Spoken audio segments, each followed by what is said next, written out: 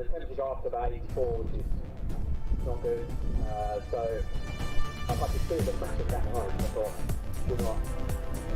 Championship powered by Sunoco Fuels. We've got round 2 coming up for you very shortly. This grid will be based on their second fastest times from qualifying. Lewis Goff, I should say, claimed the win in the race earlier on today, and it was all rather done and dusted on the first lap. He got a 3-second lead after 1 lap of racing. From there, just controlled the race. We'll go through the other top 3 drivers earlier on in the race, but let's just have a quick look at what the weather's doing at Donington Park. It's still nice blue skies with some cloud, but it's still very breezy indeed. The wind has actually picked up a little bit since race number 1. It's blowing maybe a couple of kilometres per hour harder than it was, and because it's spring, an early spring, it's still chilly out there, 11 degrees, which means that, yes, it does feel rather cold out there. So Lewis Goff claimed the win earlier on in dominant fashion. Second in the race earlier on today, from 7th on the grid, was championship returnee, number 73, which was Harry Bartle. Now, he claimed 3 places on just the first lap of the race, and then picked up 3rd, and then picked up 2nd, and broke the toe on those behind. So it was a good performance from Harry Bartle. And Jesse Phillips, in the number 26 car, came through to finish in 3rd place earlier on. As I say, this grid is formed based on their second fastest times in qualifying, and those top 3 cars from earlier on today are all on the front 2 rows of the grid. Lewis Goff and Harry Bartle are on the front row of the grid, and Jesse Phillips will line up 4th for this one. The other car that's on the second row of the grid is Harrison Mackay. Now, Harrison Mackay, I should say, he had problems 2 consecutive laps where he went off down at the old hairpin, and that dropped him down to 18th on the grid, but he starts in 3rd for this one. And in stark contrast, the driver that started on the front row of the grid in the race earlier on today, Max Murray, just didn't get a half-decent second time in. It wasn't a slow time, but it just wasn't as good as his fastest time. So his second fastest time doesn't see him start on the front row.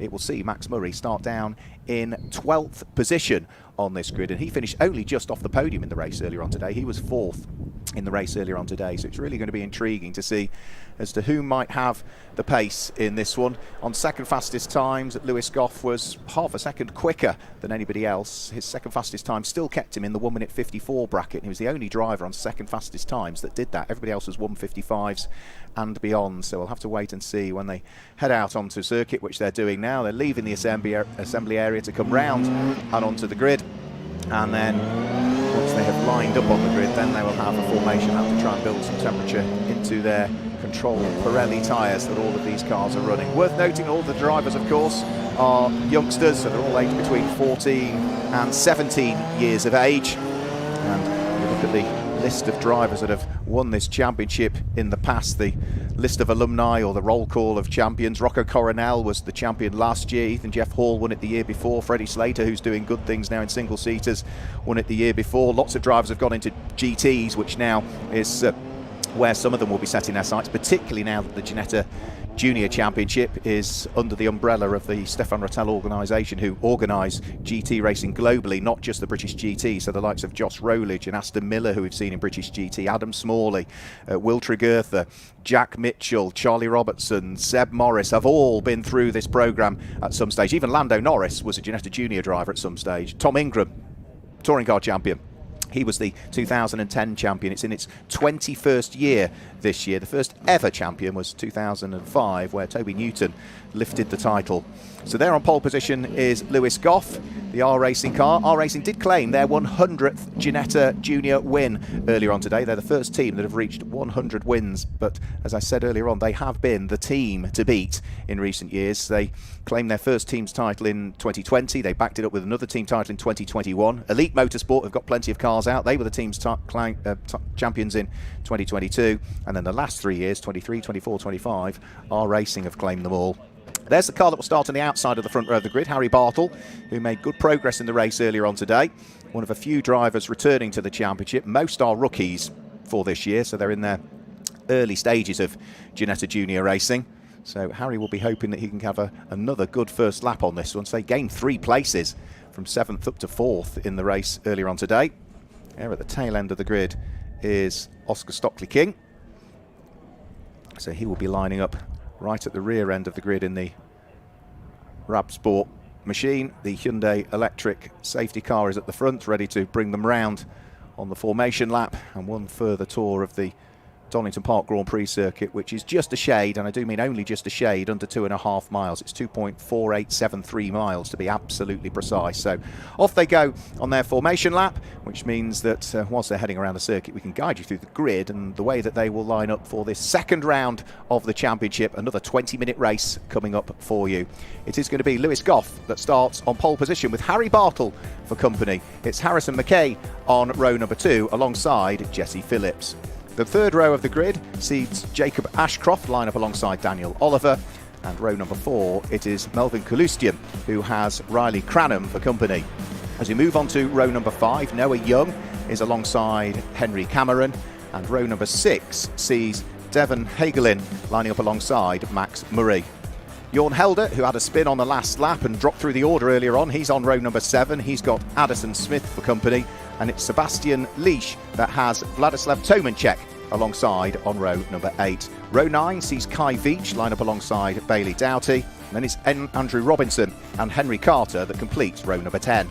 Row 11, it's Pierce Wade and Ethan Brass, and then as we move on to the next row, which is row number 12, it is Samuel Del Gaudio that has Aniso Mafumalo alongside. Josh Watts is going to be next up. He has got Dominic Darling, a retiree from the race earlier on, for company, and it's Vicky Farfus and Oscar Stockley King that line up at the very tail end of this 28-car grid for the second round of the championship. We've got race 3 coming up for you later on today. That will be based on the results of this race.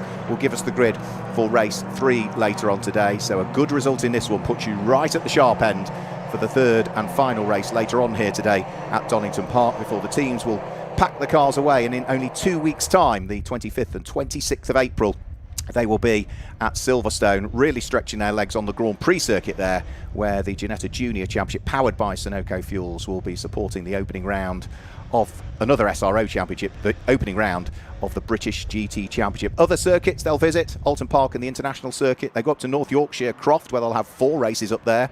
They have another trip over to Zandvoort in mainland Europe in the middle part of July. August will see them down in Norfolk at Snetterton. They come back to Donington Park on the Grand Prix circuit in early September, and the last races of the season will be the treble header race meeting at Brands Hatch on the Grand Prix circuit on the 26th and 27th of September.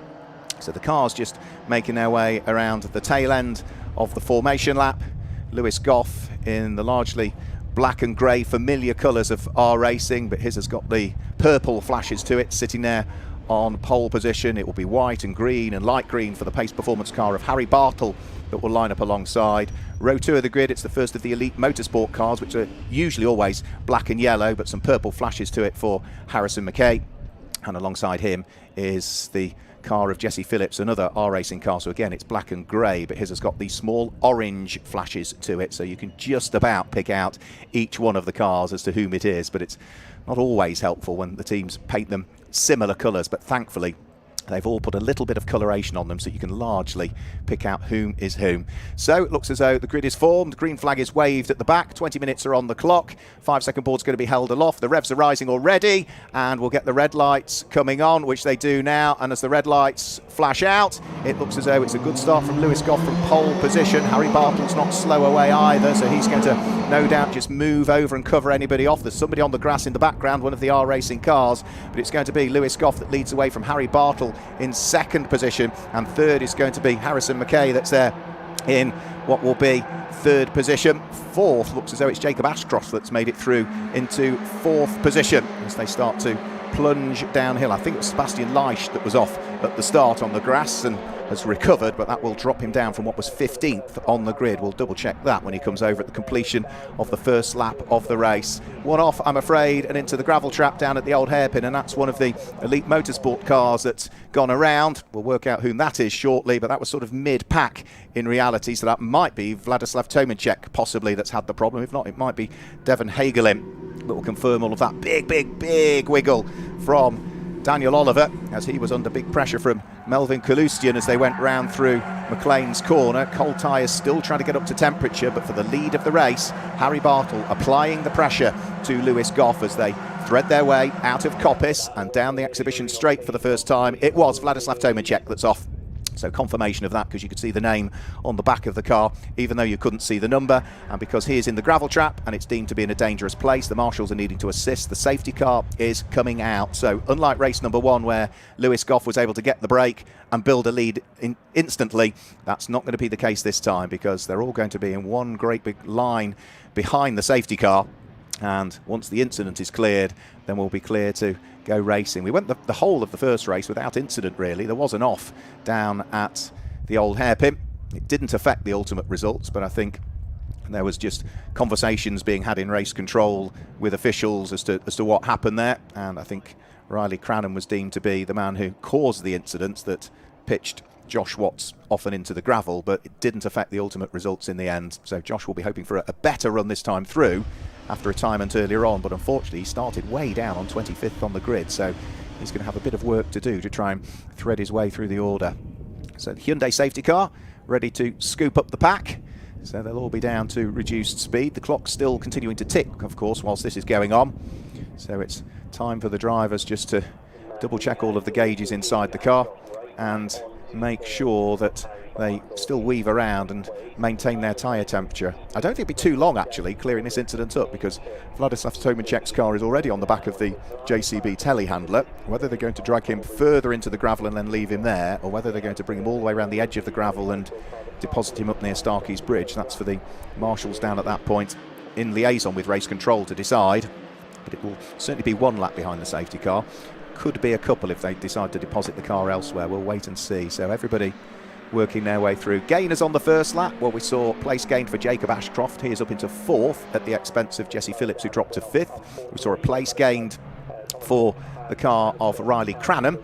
He is up into 7th place, and down to 8th goes Melvin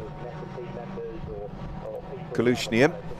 We also saw a place gained for Henry Cameron, and losing out was Noah Young.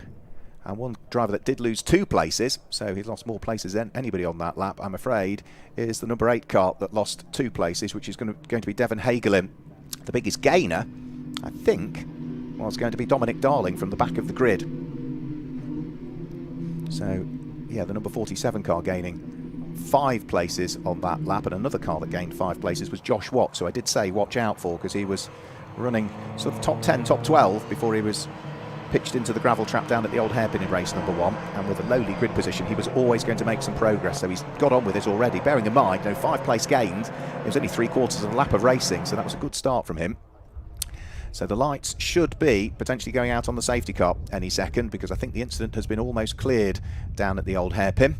It's usually around about the Fogarty S is where the lights go out. We can see that the errant car of Vladislav Tomanchek, the Elite Motorsport car, is behind the barriers, as is the telehandler. So as soon as they've radioed race control and told them that they're clear of the circuit, yep, lights go out on the safety car. Safety car picks up the pace a little bit, and now it's up to Lewis Goff to decide as to when he wants to get going, and what can Harry Bartle and Harrison Mackie do to see whether they can get the jump. There's no overtaking until they reach the start-finish line, and when is Lewis Goff going to decide to go? He's at a snail's pace heading down in towards the Melbourne hairpin. Once he decides to go, he's got to keep his foot on the throttle, but for the moment, nice and slow through the Melbourne hairpin. Is he going to go on the way out? The answer is no. He keeps them at the snail's pace on the way out. A little bit of weaving there, and he's decided to go now. So he applies the throttle. No overtaking until you reach the control line on the start-finish line. So they've just got to hold formation at the moment and try and get a good run coming off Goddard's corner. So the race gets back underway with just under 15 minutes of the scheduled 20 remaining, and they thread their way now to complete lap number 2. Lewis Goff leading the way from Harry Bartle in 2nd place. Harrison Mackie sitting there in 3rd place with the orange car of Jacob Ashcroft right behind him. That's his teammate from Elite Motorsport. And then the next of the cars through will be the car in 5th position, which is going to be the car of Jesse Phillips, who sits there in 6th place. Round through Redgate Corner they'll go. Looks as though Noah Young just ran a little bit wide there beyond the red and white painted curbs. You can do that a couple of times and get away with it, but thereafter time penalties would be heading in your direction, for which we did see a couple in the race earlier on today. Down through the old hairpin now, and you can see just the perfect apexing of the cars, clouting the bollard that's on the inside, the plastic pollard, which briefly folds down and flaps back up again. So sliding the cars around, trying to keep as much momentum as you can in these 100 brake horsepower Ford engine machines. Lewis Goff still leading the way. Harry Bartle is not going to let up on the pressure though. He had a really good run in the race earlier on today when he worked his way from 7th place up into 2nd. Well, now that he's started on the front row of the grid, he would dearly like to see if he could scoop up his win. And we've got problems there up at McLean's, but it should sort itself out. And that is Henry Carter, who is now pointing back round in the right direction. We'll get going, but we'll have dropped down to the very tail end of the field. Top 5 have broken away a little bit from the 6th place car, which is Daniel Oliver. So he's playing catch-up to the lead quintet at the moment as they head down in towards the Melbourne hairpin on lap number 3 this time through. Harry Bartle either not close enough or deciding not to attack. There's a squeal of tyres behind which suggests something's going on, and that's Jesse Phillips, who sneaks up the inside of Jacob Ashcroft and gains a place, running very, very wide there. Heading out of the corner was that Daniel Oliver that was running wide coming out of the Melbourne hairpin. I think it was. And also another car that's looking to try and make good progress is Noah Young, who finished 7th earlier on today. His is the black and the pink car that is sitting there in something like, I think, 8th that will be at the moment. In fact, no, 11th actually, as he comes over the start-finish line, it's saying on our timing screens. So top 3, 4 having broken away. Some good squabbles all the way down through the order. There is Devon Hagelin, who lost a place on the opening lap and has gained a place back on that lap, so he's sort of net zero at the moment in terms of gain. But for Harry Bartle, he's dropping away slightly from the race leader, not by much, by a half a Ginetta length, and the reason being that he's under pressure from Harrison Mackie, who is trying to see whether he can squeeze his way through somewhere. There's nothing doing as yet. Is he going to try anything as they head up towards McLean's this time through? It looks as though he is going to try and sneak up the inside of Harry Bartle. Harry sees him coming, lets him go and think, OK, let's just work together for the moment, because whilst we're squabbling, we've just lost an extra Ginetta length now to the race leader. Let's work together for a bit. There's plenty of time in this race still. And if we work together, 2 cars can tow each other around and they can get back onto the coattails of Lewis Goff. Our problem still for Dominic Darling. He was in the pits with retirement earlier on, and there's clearly something wrong with his car again. Hopefully we'll see him back out, otherwise that's a disappointing start to the day for Dominic. In towards the braking area for the Fogarty S's. Jacob Ashcroft in close company. Equally as much, Riley Cranham is coming under pressure from Melvin Kalustian in the Red Bull liveried car, who's right behind him. Is Melvin going to try anything? No, and therefore round the outside of those two tries Daniel Oliver. He ran wide, I think, coming last time out of the Melbourne hairpin. He's a little bit wide this time as well. So he needs to be careful again that he doesn't go beyond the circuit limits too many times. You can see himself and Melvin Kalustian are almost touching bodywork with each other as they head in towards Goddard's corner. Kalustian on the outside line. That, if he can hang on to it, he's going to be pushed wide on the exit. They'll give him the inside line for Redgate corner, but he keeps his foot in. But that extra little bit of arc through the corner drops him back behind the car he was trying to take the place away from, so he remains in what will be 8th place this time through. Started the lap in 6th, and the Red Bull machine drops into 8th position. And who's he got behind him? Max Murray, the man who started on the front row of the grid last time through. Into the pits possibly, and damage to one car. That's going to be the number 8 car of Devon Hagelin that's dragging some bodywork round. So that'll be looked at by the officials. And down at the old hairpin, sliding up the inside on the way into the hairpin goes Melvin Kalustian. He's a little bit slower coming out, so he gets a bump draft almost from Daniel Oliver. Oliver under pressure from Max Murray as well. So this is a great fight for 7th, 8th and 9th positions at this stage. So the front runners up towards Coppice corner. Melvin Kalustian in his newly acquired 7th place. Moving over just to cover the inside line at Coppice corner as they work their way through there. Needs to be careful he doesn't get undercut by Daniel Oliver. Daniel Oliver's now come under pressure from a different car, because that's Noah Young that snuck through this time. The number 95 car now inside the top 10 and looking to try and make some further progress. The leading 3 cars have broken away quite substantively from the car that's there in 4th place. But the best of the battles is still for 7th, 8th, 9th and, well, you could argue 10th now as well, because Max Murray is with them. And once we've got Max Murray there, then I don't think it'll be long before Noah Young catches up. In fact, it's not Noah Young, it's going to be Henry Cameron that's behind. So that's a good train of 5 cars now fighting for 7th backwards. And Henry Cameron, by the look of things, if they keep squabbling the way they are, might be past Noah Young by the time they head up towards the braking area for Goddard's. Noah Young is on the inside line in the black and pink car. Is he going to try and sneak back up the inside of Max Murray? Yes, he does. So Max Murray, who started on the front row earlier on, still is just hanging around and hovering around the tail end of the top 10 at the moment. He's in 10th position. Race leader has now built up a 1.1 second advantage.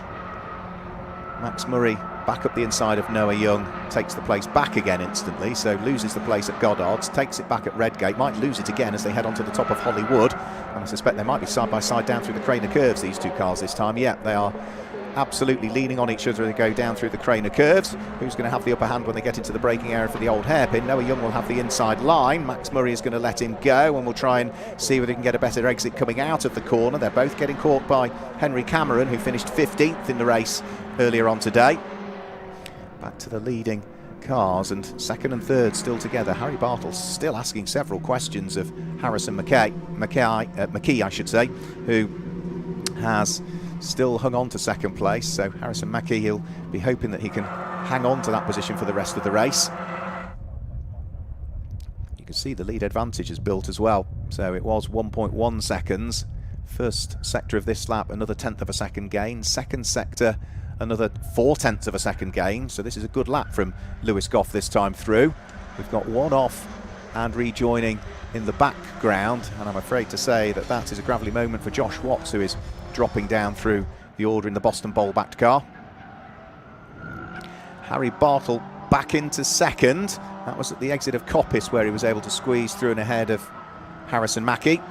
So Harrison now down into third position, and Harry Bartle will try and see whether he can build on that and try and close that gap, because at the moment about a second gap, that's about the time where you sort of lose the toe of the cars behind. So Harry Bartle wants to try and close that gap a bit so that he can pick up a bit of a toe from Lewis Goff, the race leader, with 5 minutes and 50 seconds remaining. The only change inside the top 10 that time through was Harry Bartle going through and ahead of Harrison Mackie. Everybody else in the top 10 stayed in the same order. Josh Watts, who had the gravelly moment at Coppice, came through, and he will have lost 4 places as a result of that. So he's dropped from 14th down into 18th position. And further down through the order, there was also Vicky Farfus gaining a place, and that is going to be over Samuel Del Gaudio. So down through the old hairpin, bouncing over the curbs goes Max Murray in his pursuit of Noah Young, but Noah Young is more than focused on trying to get past Daniel Oliver's number 12 car this time as they head past Starkey's Bridge and up towards Schwantz Curve. Are we going to see a change of order there? No, we're not. We're going to see off and into the gravel, I'm afraid, and that, I'm afraid, is Noah Young that's off. So not quite see exactly what started it, but you can see he's now spun into the gravel. He's engaged first gear, but you can see the tail end of the car just drop down and lots of stones kicking up, so he's stranded in the gravel there, and that could possibly bring about another safety car. We'll wait and see. For the moment, it's covered by localised yellow flags, so there'll be no overtaking up towards McLean's corner, with 5.5 minutes to go. 6 laps completed, shortly about to be 7 laps completed, and still scores to be settled out on circuit, as this time Jacob Ashcroft is in full attack mode, seeing whether he can close in on Riley Graham. Riley Cranham, I should say. Got to double check that behind him as well that Jesse Phillips is not going to try and pull a move. So they head in towards the braking area at Goddard's. Riley Cranham, from then Jacob Ashcroft, who gets very close to him right through the apex, almost the lightest of touches between the pair of them. They are fighting over 4th, 5th and 6th position. They've certainly dropped Melvin Kalustian now in the Red Bull car, and there's a big moment behind those as well, which I think is number 12 again, Daniel Oliver, who got the tail of the car out as he came out of Goddard's, and that will have cost him a little bit of time now, and is starting to put him under pressure from Max Murray, who's having a go as they head up towards the braking area for Redgate corner this time through, using all of the curbs and maybe a little bit more on the exit of the corner. Starting to see some black and white warning flags for track limits at this stage, including Melvin Kalustian, who is being forewarned. Another track limit for him and he'll be done and dusted.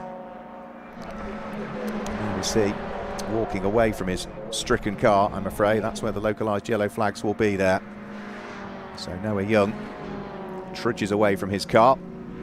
Race leaders going through the yellow flag zone at the moment, just easing off the power and all behaving themselves. Looks as though it is just going to be covered by localised yellow flags at this stage. So 4 minutes to try and work out as to whether Harry Bartle might be second or whether Harrison Mackie will be second. Can either of them catch Lewis Goff, well, at the moment, looking at the amount of daylight between first, second and third, they all look fairly settled. It's fourth backwards. That's the interesting squabble that we have at the moment, because we've still got Riley Cranham under enormous pressure from Jacob Ashcroft, who is quick coming through the Fogarty S's.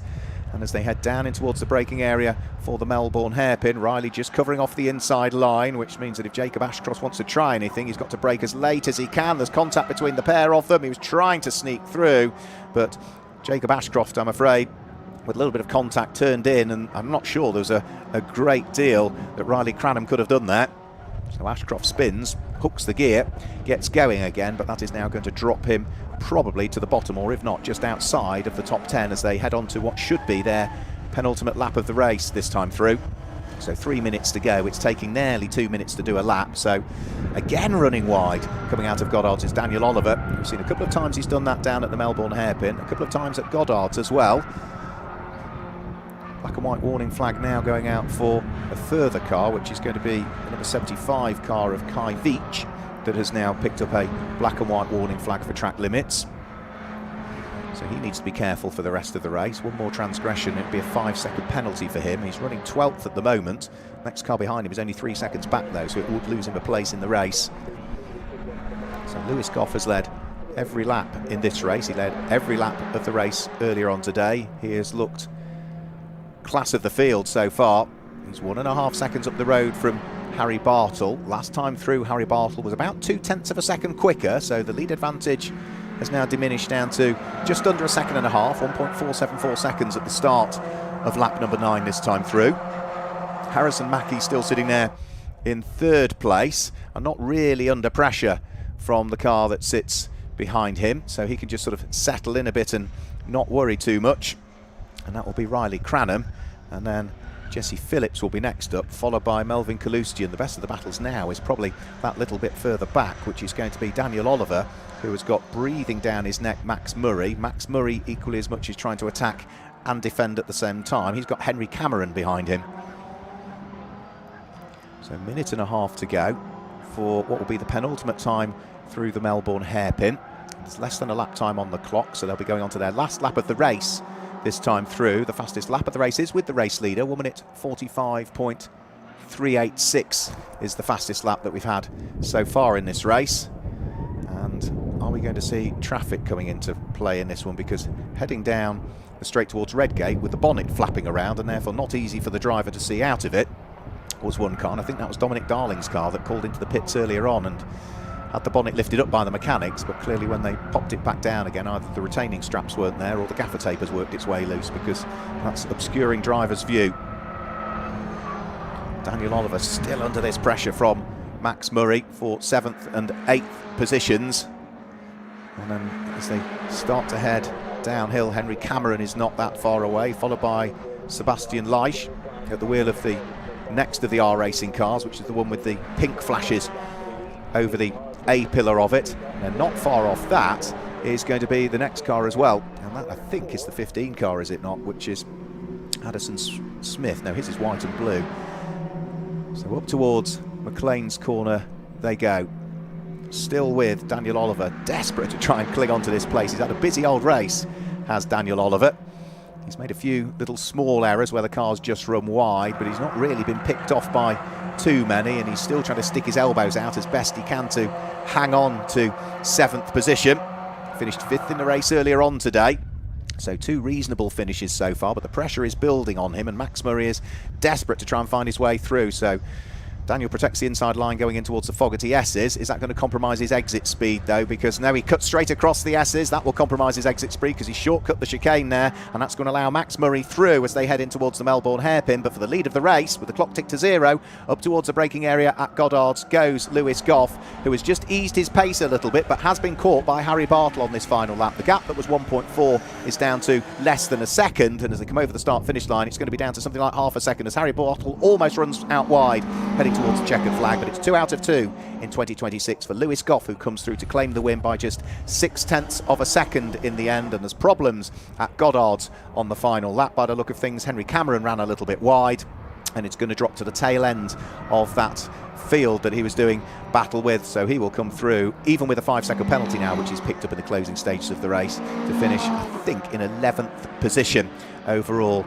Everybody else just working their way through and over the start finish line. Josh Watts will come through. There's still scores to be settled as well at the final corner as Pierce Wade is able to sneak his way through, and that means that Vicky Farfus will finish behind in what will be 18th position in the end, and the last few cars just trickling their way over the start finish line now, including one car that made a small mistake, which I think was Oscar Stockley King coming out of the final corner, and the car sort of speared from the right of the track over to the left, but he did gather up the moment. So Lewis Watts, dominant race win earlier on today, never really was under pressure in that race, but never that far away was either Harry Bartle or Harrison Mackie. But for Lewis Goff, that's 2 out of 2 from him.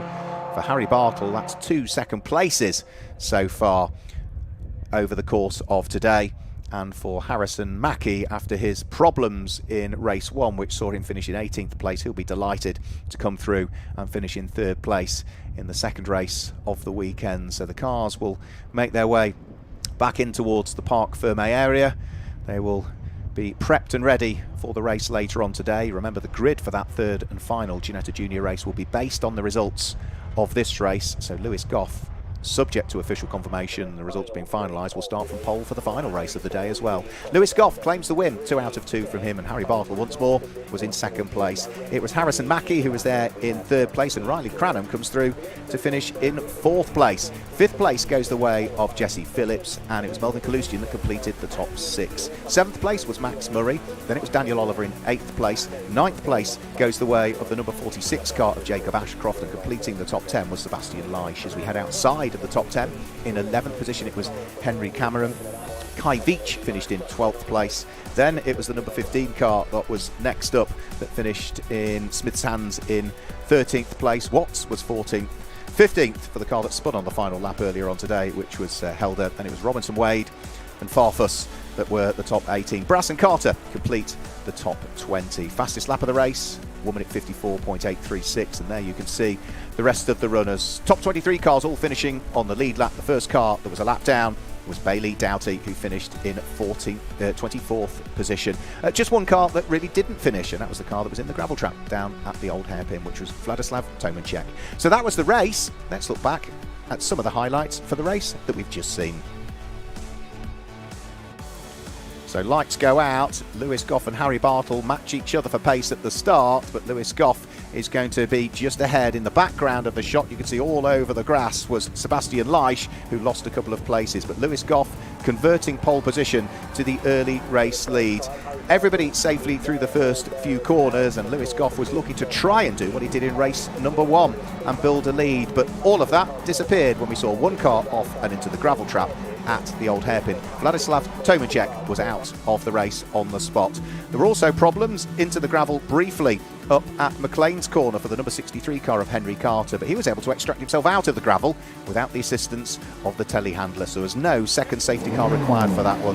There were further problems for Dominic Darling, who called into the pits in race number 1 and retired, called into the pits in race number 2, but did retake to the circuit. Devin Hagelin had contact. He was dragging bits of bodywork around the track, and then there were further problems up at McLean's corner, where Noah Young ended up in the gravel trap backwards. No safety car required. Race continued. Lewis Goff came through to win 2 out of 2 this weekend in the Ginetta Junior Championship. So there we go. The drivers are in Parc Fermé chatting to the teams. They'll prep the cars and get them ready, and we'll bring you race 3 of the season for the Ginetta Junior Championship a little later on this afternoon, around about just before 5 o'clock. Say something like 5 to 5. Until then, we'll see you. Goodbye.